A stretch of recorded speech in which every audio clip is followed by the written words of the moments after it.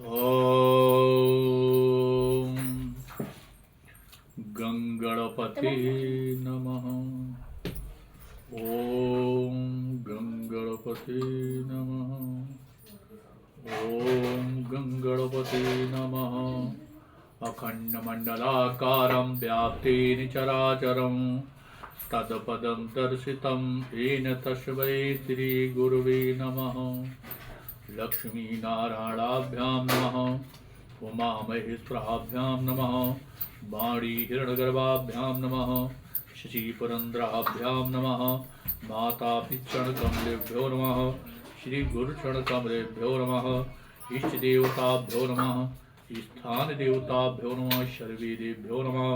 सर्वे ब्राह्मणेभ्यो नमः। सिद्धबुद्धसहिताय श्रीमन्महा गणाधिपति नमः। जगज्जननी जगदम्बा अम्बे मैया को प्रणाम करते हुए सभी देवी देवताओं को, ऋषियों को, विद्युत समाज, माता पिता गुरु की चरणों में सादर वंदना प्रणाम करते हुए, भक्तों को प्रणाम करते हुए आइए 2 बार भगवान का संकीर्तन।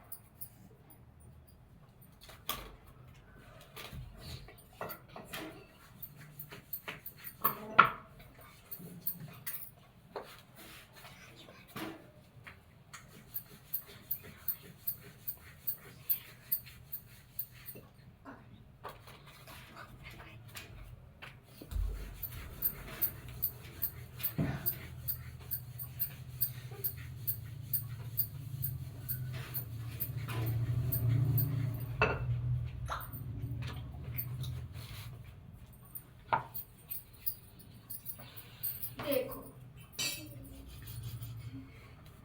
नहीं जाओ मेरा बेटा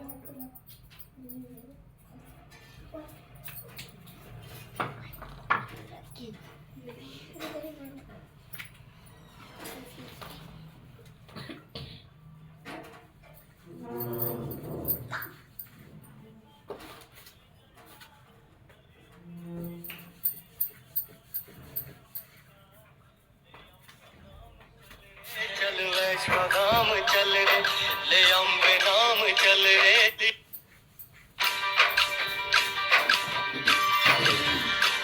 पावन है सबसे ऊंचा है, साचा है ये दरबार। कलयुग में भी होते हैं जहाँ रोज चमत्कार। ले अम्बे नाम चल रे, चल वैष्णो धाम चल रे। ले अम्बे नाम चल रे, चल वैष्णो धाम चल रे।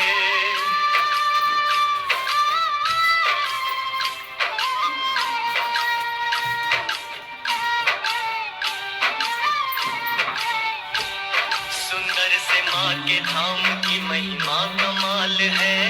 मंदिर ये देवी माँ का सबसे विशाल है। पर्वत त्रिकुट के शीश पे माता का सिंहासन। जयकार माँ के बोल के चलती यहाँ पवन।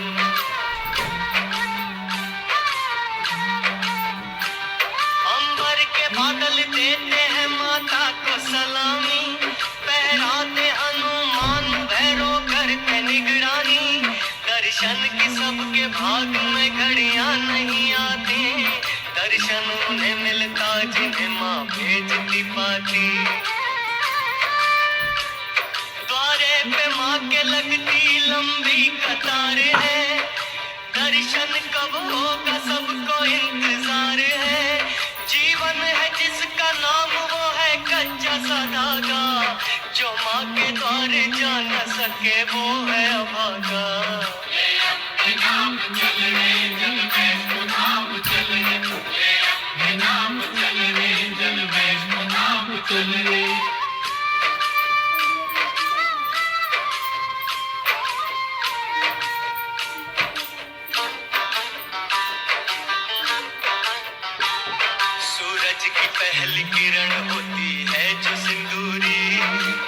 नहीं है पता माँ को है मजबूरियां तेरी। क्या सोच रहा तू कि ये पैसा है जरूरी, पैसे ने बना रखी है माँ बेटे में दूरी।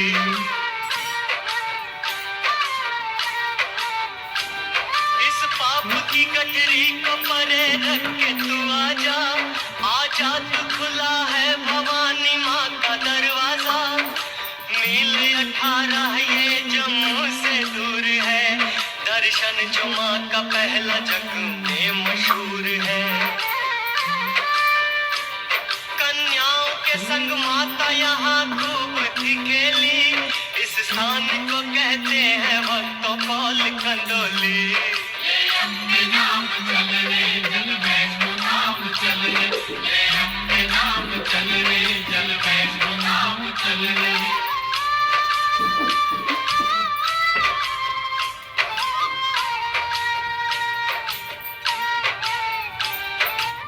हिसाब बराबर।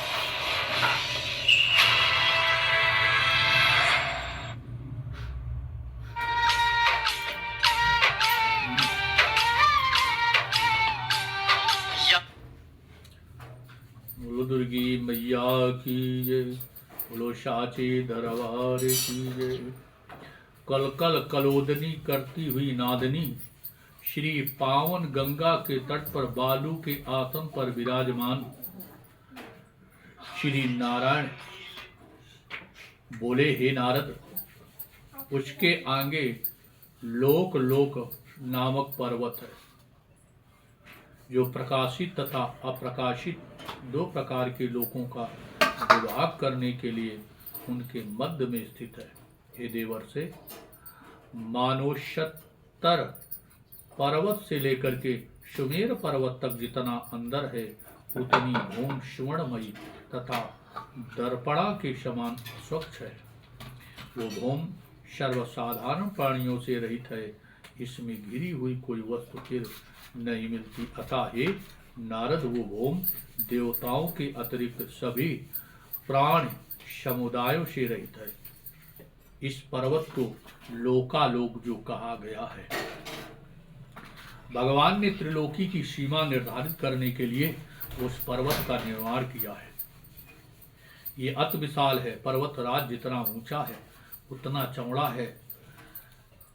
इस प्रकार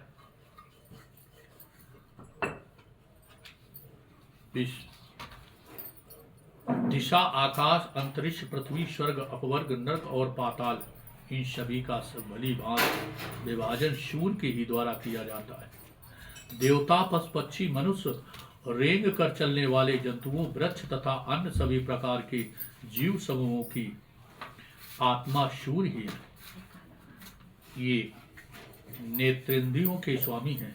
हे नारद, भूमंडल का इतना ही विस्तार कहा गया है। उन दुतलोक तथा पृथ्वी लोक के मध्य में अंतरिक्ष स्थित है। अंतरिक्ष उन दोनों संध स्थल हैं। इसके मध्य में चमकते हुए अपनी उष्णा से तीनों लोकों में प्राप्त करते हैं। उत्तरायण होने पर सूर्य मंद गति से चलने लगते हैं।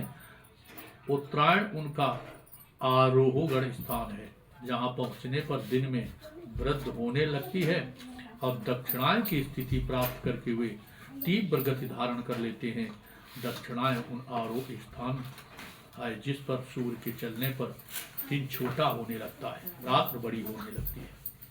इस प्रकार 18,000 श्लोक वाली श्रीमद् देवी भागवत महापुराण संहिता के अंतर्गत गति वर्ण नामक 14 अध्याय पूर्ण हुआ।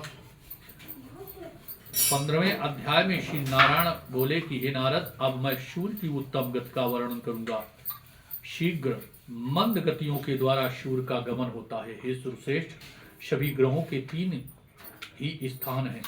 वे स्थान हैं जारद गौ, एरावत तथा वैश्वानर, जिनमें जारद गौ मध्य में, एरावत उत्तर में तथा वैश्वानर दक्षिण में यथार्थ निर्दिष्ट किए गए हैं।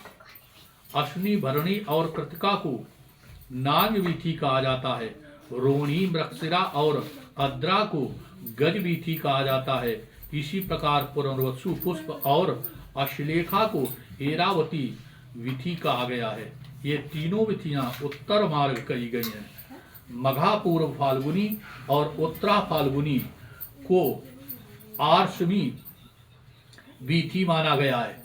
हस्त, चित्रा तथा स्वाति को गोविथी कहा गया है और इसी प्रकार ज्येष्ठा, विशाखा तथा अनुराधा को जारत विधि की कहा गया है। उन तीनों विधियों को मध्य मार्ग कहा जाता है। मूल, पूर्वाखंड और उत्तराखंड अजवीथी नाम से पुकारी जाती हैं। श्रवण, धनिष्ठा और सतविखा को मार्गी विधि कहा जाता है और इसी तरह पूर्वा भाद्रपद, उत्तरा भाद्रपद और रेवती और वैश्वानरी विधि के नाम से प्रसिद्ध है। ये तीनों विधियां दक्षिण मार्ग कही जाती हैं। जब सूर्य का रथ उत्तरायण मार्ग पर रहता है उस समय उसके दोनों पहियों के अच्छों से आवाद पवन रूपी पांच से बंध करके ध्रुव द्वारा उसका वर्णन आरोहण कहा गया है। उस समय मंडल के भीतर रथ चलने से गति की मंदा हो जाती है। ये सुरशेष इस मंद गति से दिन की वृद्धि और रात का ह्रास होने लगता है। यही सौम्यान क्रम है। इसी प्रकार जब वो रथ दक्षिणायन मार्ग में जाता है तो विशुद्ध मार्ग पर सूर्य का पास द्वारा किसी ओर न खींचे जाने के कारण सम्मत स्थिति बनी रहती है। इसमें मंडल के मध्य से गत होने से दिन तथा रात के मान में समानता होती है। जब ध्रुव की प्रेरणा से दोनों वायु पास खींचे जाते हैं उस समय भीतर के मंडलों में ही सूर्य चक्कर लगाते हैं।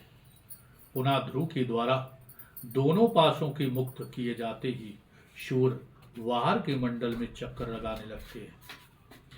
उस मेर पर्वत पूर्व भाग में इंद्र की पुरी देवधानिका और दक्षिण भाग में यमराज की शैमनी नामक विशाल पुरी विद्यमान है।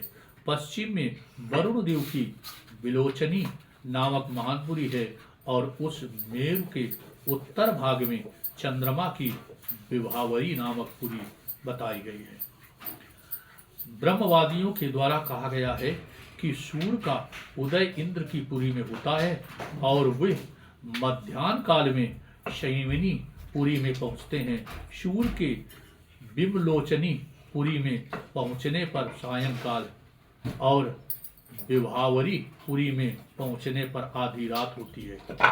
वे भगवान सूर्य सभी देवताओं के पूज्य हैं। ये मुने सुमेर पर्वत के चारों ओर सूर्य के जिस परिभ्रमण से जीवधारियों की सभी क्रियाएं संपन्न होती हैं, सुमेर पर्वत पर रहने वालों को सूर्य सदा मध्य में विराजमान प्रतीत होते हैं। सूर्य का रथ सुमेर के बाएं चलते हुए वायु की प्रेरणा से दाएं हो जाता है, अतः उदय तथा अस्त समयों में सर्वदा वो सामने ही पड़ता है। हे देवर्षि, सभी दिशाओं तथा दिशाओं में रहने वाले जो लोग सूर्य को जहाँ देखते हैं उनके लिए वो सूर्योदय तथा जहाँ सूर्य छिप जाते हैं वहाँ के लोगों के लिए वो सूर्यास्त माना गया है। सर्वदा विद्यमान रहने वाले सूर्य का न तो उदय होता है और न अस्त होता है। उनका दर्शन तथा आदर्शन ही उदय और अस्त नाम से कहा गया है। जिस समय सूर्य इंद्र आदि की पुरी में पहुंचती है उस समय उनके प्रकाश में तीनों लोग प्रकाशित होने लगते हैं। दो विकर्ण, उनके तीन कोण तथा दो पुरियां सब में सूर्य की किरण से प्रकाश फैल जाता है। संपूर्ण द्वीप और वर्ष सुमेर के उत्तर में स्थित है। जो लोग सूर्य को जहाँ उदय होते देखते हैं उनके लिए वही सूर्य पूर्व दिशा कही जाती है। उसके वाम भाग में मेरु पर्वत है, ऐसा सुनिश्चित है। काल तथा मार्ग के प्रदर्शक 1000 किरणों वाले सूर्य जब इंद्रपुरी में शयमनीपुरी को जाते हैं तब वे 15 घड़ी में 2.25 करोड़ 12,75,000 योजन की दूरी तथा तय करते हैं। इसी प्रकार सहस्त्र नेत्रों वाले काल चक्रात्मा शूर काल ज्ञान कराने के लिए वरुण लोक, चंद्रलोक तथा इंद्रलोक को भ्रमण करते हैं। चंद्रमा आदि अन्य आकाशचारी जो भी ग्रह हैं वे नक्षत्रों के साथ उदय तथा अस्त होते रहते हैं। इस प्रकार भगवान सूर्य का वेदमय रथ एक मुहूर्त में 34,08,000 योजन चलता है। प्रवाह नामक वायु के प्रभाव से वो तेजस्वी काल चक्र चारों दिशाओं में स्थित चारों पुरियों में घूमता रहता है। सूर्य के रथ के एक चक्के में 12 आरे, 3 धुरियां तथा 6 नेमियां हैं। विद्वान लोग उस चक्के को एक संवत्सरी संज्ञा प्राप्त प्रदान करते हैं। इस रथ की धुरी का एक सिरा सुमेर पर्वत के शिखर पर और दूसरा मानसरोवर पर्वत के शिखर पर स्थित है। इस धुरी में लगा हुआ जो पहिया है वो तेल निकालने वाले यंत्र कोलू के पहियों की भांति घूमता रहता है और सूर्य भी उस मानसोत्तर पर्वत के ऊपर भ्रमण करते रहते हैं। उस धुरी में जिसका मूल भाग लगा हुआ है ऐसी ही एक दूरी है जिसकी लंबाई पहली धुरी के चौथाई है। ध्रुव से लगी हुई वो धुरी तैल यंत्र की धुरी के सदस्य कही गई है। रथ के ऊपरी जगत में सूर्य के आगे उन्हीं की ओर मुख करके उनके साथी अरुण बैठते हैं। सारथी के काम पर नियुक्त से ये अरुण गरुड़ के ज्येष्ठ भ्राता हैं। उसी प्रकार